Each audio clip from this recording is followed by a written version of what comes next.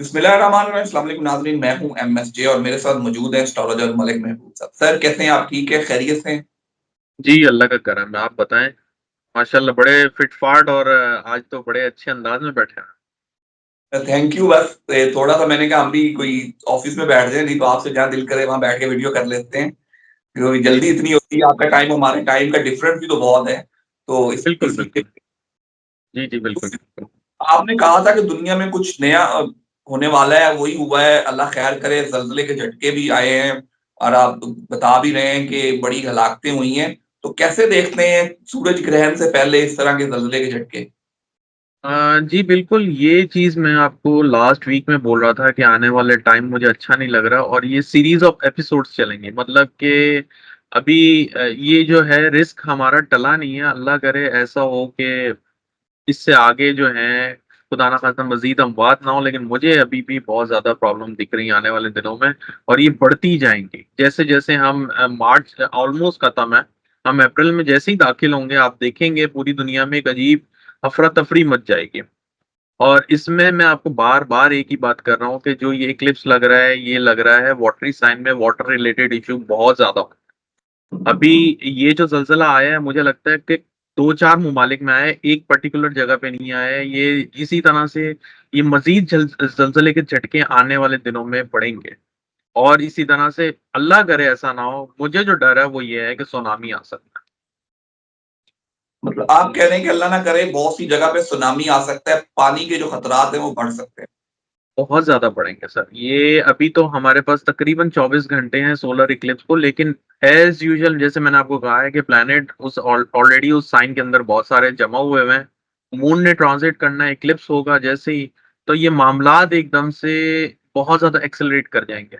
तो होता यही है, ये इक्लिप्स कुछ करते ही नहीं है। ये यूँ समझिए कि ये चाबी है गाड़ी को स्टार्ट करने की। तो ये इक्लिप्स गाड़ी को स्टार्ट करेगा बस दैट्स इट। वो ये गाड़ी को नहीं स्टार्ट करेगा, ये इवेंट्स को स्टार्ट कर देगा। तो इवेंट्स बैक टू बैक आपके साथ होते चले जाएँगे। चलें अल्लाह खैर करे। तो मतलब ये जो ग्रहण है ये दुनिया के लिए खतरनाक है। पानी से बहुत ज़्यादा कुछ हो सकता है। बेमौसमी बारिशें भी हो सकती हैं। मतलब हम ये समझ सकते हैं अगर सुनामी तो बेमौसमी बारिशें भी हो सकती हैं। जी, बिल्कुल ऐसे ही होगा बेमौसमी बा तो सर बेमौसमी बारिशें मतलब बारिशों से भी तबाही आ सकती है। जैसे अभी गंदम की फसल है पाकिस्तान में, इंडिया के खित्ते में, तो वो भी तबाही आ सकती है आप कह रहे हैं। तो बारिशें सर, ये बारिशें तो होंगी लेकिन ये मुझे ऐसा लगता है कि पानी की कमी या पानी का बहुत ज़्यादा बहाव बढ़ जाएगा। मतलब पानी के अंदर एक तूफ़ान सी सिचुएशन बन रही है। तो ऐसा होगा कि जब ऐसे हालात बनते हैं, तो काफ़ी जगह पे जो है आप देखेंगे कि खुश्क साली हो जाएगी और जहाँ पे आप एक्सपेक्ट नहीं करेंगे वहाँ इतनी बारिशें कि उस पानी को सँभालना मुश्किल हो जाएगा वहाँ पर। तो ये हालात अभी आने वाले दिनों में बढ़ते जाएँगे। और जैसे मैंने आपको कहा है कि ये 2 महीने बहुत ज़्यादा क्रिटिकल हैं, लेकिन इसमें डिपेंड करता है आपके चार्ट में क्या चल रहा है। अगर आपके चार्ट में उस पॉइंट पे सेंसिटिव पॉइंट पे कोई प्लैनेट नहीं है या फॉर एग्ज़ाम्पल उस दशा का टाइम नहीं चल रहा, जो आपके चार्ट में ऐसे कोई इवेंट लेकर आ जाए, तो फिर आप यूँ समझिए आप सेफ हैं, इंशाल्लाह आपके साथ कुछ भी नहीं होगा, सब खैर-खैरियत से हो जाएगा। वैसे मेरी उम्मीद है कि दुनिया में सब अमन-ओ-अमान रहे, लेकिन ये तो वो रीडिंग्स हैं जो मैं देख के आपको बता रहा हूँ।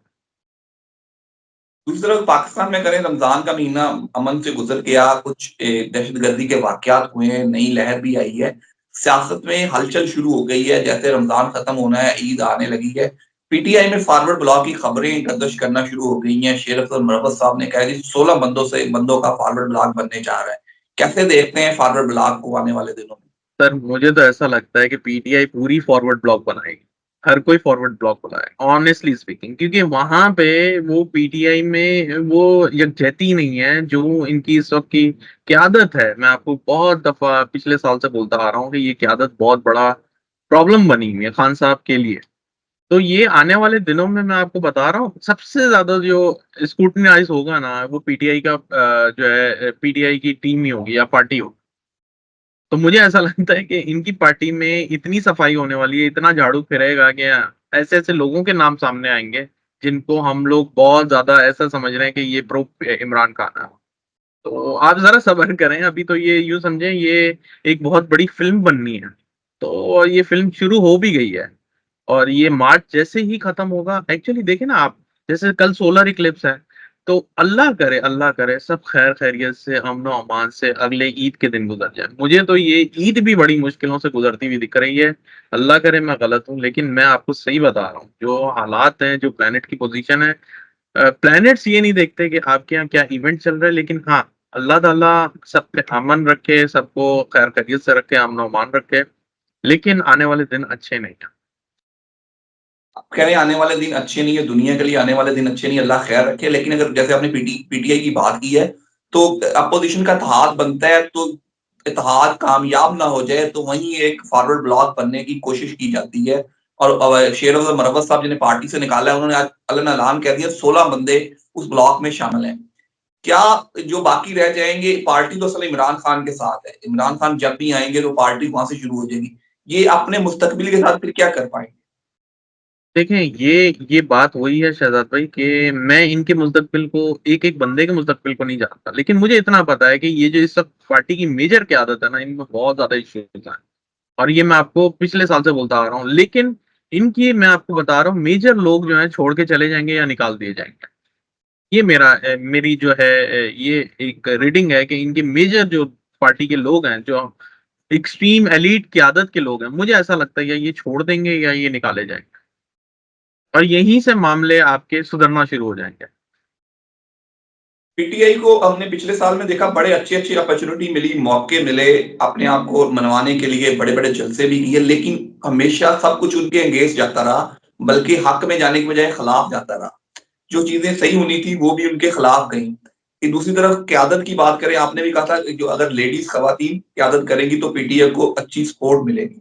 अलीमा खान का नाम आ रहा है कि इमरान खान के साथ संजीदा है, उनकी बहन है, वो वही मौकफ देती है जो इमरान खान साहब देते हैं। बाकी के मौकफ में तोड़-मटोड़ हो सकता है, बाहर आके कुछ और कह दे, खान साहब कुछ और कह रहे हो। क्या लगता है कि अलीमा खान पीटीआई को फिर लीड कर रही हैं? जी, एक तरह से अगर आप देखें दरवाजे के, या यूं कह सकते हैं पर्दे के पीछे, मुझे ऐसा लगता है कि अलीमा खान आने वाले दिनों में बहुत ज्यादा राइजिंग स्टार बनेंगे। तो मुझे ऐसा लग रहा है कि उनको सिर्फ एक ग्रीन लाइट की जरूरत है खान साहब से, और जो उनका सितारा चल रहा है वो थोड़ा सा वीक है, इसकी वजह से वो उभर के सामने नहीं आ रही। आप मेरी बात समझ रहे हैं, एक पुश नहीं मिल रहा उनको। तो वैसे वो बहुत अच्छी जद्दोजहद कर रही हैं, और आने वाले दिनों में मुझे लगता है स्ट्राइकिंग या राइजिंग स्टार में वो होंगी डेफिनेटली, लेकिन अभी नहीं। जो आम लोग आपसे वीडियोस करते रहे, बहुत से एस्ट्रोलॉजर पाकिस्तान के मुख्तलिफ एस्ट्रोलॉजर है, उन्होंने भी इमरान खान की रिहाई की मुख्तलिफ डेटें भी दी। कुछ बातें खुल के सामने आ रही हैं कि इमरान खान साहब नवंबर दिसंबर में रिहा हो रहे थे, उन्हें ऑफर भी दी गई थी कि वो रिहा हो जाएंगे, लेकिन वो बात नहीं बन पाई उनकी। अगर मौजूदा क़यादत में बात करें, खान साहब ने जो उनके साथी थे उनकी रिहाई का मुतालबा किया था, शाह महमूद कुरैशी, यास्मीन राशिद। लेकिन आप देखें जो मौजूदा क़यादत है, वो उस क़यादत को तो तकरीबन भूल चुके हैं, वो तो समझते हैं कि वो क़यादत है ही नहीं, हम ही सब कुछ पीटीआई और हम ही इसको लीड करें। क्या पॉसिबल है ऐसा? ऐसा नहीं है सर, ये मैं आपको बता रहा हूँ ना, ये 360 डिग्री का एक चेंज आने वाला है। तो मैं नहीं कहता हूँ रातों रात आएगा, लेकिन विद इन 2 मंथ्स आपको ये सब चीजों में बदलाव दिखेगा। और ये जो क्यादत इतने इन्होंने तकरीबन 1.5-2 साल गुजार दिए हैं, इनका हनीमून पीरियड खत्म हो चुका है। अब ये यूं समझें कि ये कटहरे में आने वाले हैं, और इनके सबके जो है पर्चे कट चुके हैं। मतलब पर्चे कटने से मुराद ये है कि इनकी जो फाइल है ना, वो खान साहब के टेबल पर पड़ी हुई है। तो इनका हिसाब किताब किसी टाइम भी शुरू हो सकता है।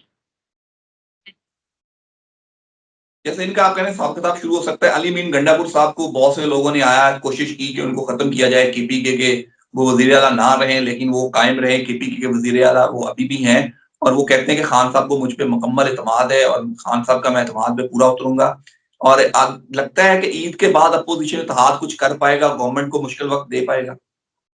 मुझे तो ये है कि अल्लाह करे वो अपनी सीट को संभाल लें, उसके ऊपर मुकम्मल उतर जाए। मुझे तो नहीं लगता जो ये बोल रहा है, ऑनेस्टली स्पीकिंग, इनके सितारे कुछ और ही बोल रहे उनके सितारे कुछ और ही बोल रहे हैं और वो कुछ और ही बोल रहे हैं, मतलब दोनों हैं। में जी बड़ा बिल्कुल, बहुत ज्यादा डिफरेंस है। जो वो बातें कर रहे हैं, मुझे नहीं लगता कि ये पूरी कर पाएंगे, ऑनेस्टली स्पीकिंग। तो कहीं हम ईद के बाद आने वाले दिनों में कहीं केपीके के अंदर तो फॉरवर्ड ब्लॉक नहीं देख रहे हैं, कहीं गंडापुर साहब ही नया सर, बना ले। मैं ये देख रहा हूँ कि केपीके और बलूचिस्तान, ये बहुत ज्यादा सेंसिटिव एरिया है। और ये पाकिस्तान को बहुत ज़्यादा हिलाएँगे। अल्लाह करे ऐसा ना हो, मैं आपको इंडिकेट कर रहा हूँ कि ये बहुत ज़्यादा सेंसिटिव एरिया है। आने वाले दिनों में ये बहुत क्रिटिकल सिचुएशन में खड़े होंगे। तो मुझे तो नहीं लग रहा है जो आप बात कर रहे हैं कि केपीके बहुत स्ट्रॉन्ग होगा या ऐसा, मुझे तो वहाँ मामलात बहुत खराब लग रहे हैं। और मैं आपको बहुत क्लियरली बता सकता हूँ कि मुझे ऐसा लगता है कि वहाँ पे आने वाले दिनों में इमरजेंसी भी लग सकती है। सर अल्लाह खैर करे, थैंक यू सो मच। कोई मैसेज हो ईद पे तमाम लोगों के लिए तो ज़रूर शेयर कीजिए। जी, ईद से पहले तो कल ग्रहण है और मेरे ख़्याल से हमारे इस्लाम में बहुत क्लियरली नमाज़ों का इंडिकेट किया हुआ है। उसके ऊपर अमल करें और एक छोटी-सी रेमेडी ये है कि अगर आप ये जैसे ही ग्रहण ख़त्म हो जाए, तो आप जो है नहाएँ-धोएँ और हो सके तो सदका खैरात करें। ये बहुत अच्छी जो है रेमेडी काम करती है। इससे असरात आपके कम हो जाते हैं। Sir thank you so much. मुझे और मलिक महबूब साहब को दीजिए इजाज़त। अल्लाह हाफ़िज़।